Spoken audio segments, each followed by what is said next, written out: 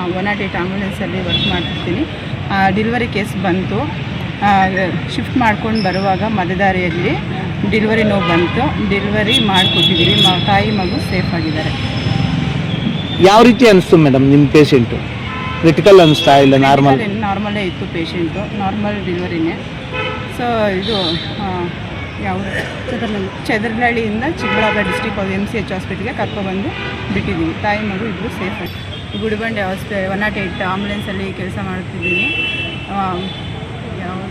ಚದರನಹಳ್ಳಿಯಿಂದ ನಮ್ಮ delivery case ಬಂತು. Chikkaballapur district ಹಾಸ್ಪಿಟ್ಲಿಗೆ ಕರ್ಕೊಬರುವಾಗ ಮಧ್ಯದಾರಿಯಲ್ಲಿ ನೋವು ಸ್ಟಾರ್ಟ್ ಆಯಿತು ಪೇಷೆಂಟ್ಗೆ. ಆವಾಗ ಅವರು ಕೋಆಪ್ರೇಟ್ ಚೆನ್ನಾಗಿ ಕೊಟ್ಟಿರೋದ್ರಿಂದ ನಾವು ಡೆಲಿವರಿ ಸರಳವಾಗಿ ಮಾಡ್ಕೊಂಡ್ವಿ. ಡೆಲಿವರಿ ಮಾಡಿಕೊಟ್ವಿ. ತಾಯಿ ಮಗುನ ಡಿಸ್ಟಿಕ್ ಹಾಸ್ಪಿಟ್ಲಿಗೆ ಶಿಫ್ಟ್ ಮಾಡಿಕೊಟ್ಟಿದ್ದೀವಿ. ತಾಯಿ ಮಗು ಇಬ್ಬರು ಸೇಫ್ ಆಗಿದ್ದಾರೆ. Female baby. ಆಶಾ ವರ್ಕರು. ನಮ್ಮದು ಚದರನಹಳ್ಳಿ ಗ್ರಾಮ.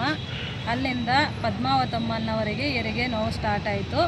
ನಾವು 108ಗೆ ಕರೆ ಮಾಡಿದಾಗ ಸರಿಯಾದ ಸಮಯಕ್ಕೆ ಬಂದಿರುತ್ತದೆ. ಅಲ್ಲಿಂದ ನಾವು ಜಿಲ್ಲಾ ಆಸ್ಪತ್ರೆಗೆ ಬರುವಾಗ ಮಧ್ಯದಾರಿಯಲ್ಲಿ ಹೆರಿಗೆ ನೋವು ಸ್ಟಾರ್ಟ್ ಆಯಿತು. ಅಲ್ಲಿ ನಮ್ಮ ಸಿಸ್ಟರು ಆಂಬ್ಯುಲೆನ್ಸ್ ಸಿಸ್ಟರ್ಗೆ ಹೇಳಿದಾಗ ಅಲ್ಲಿ ಸೈಡಿಗೆ ಹಾಕಿ 10 ನಿಮಿಷ ಹೆರಿಗೆ ಆಯಿತು.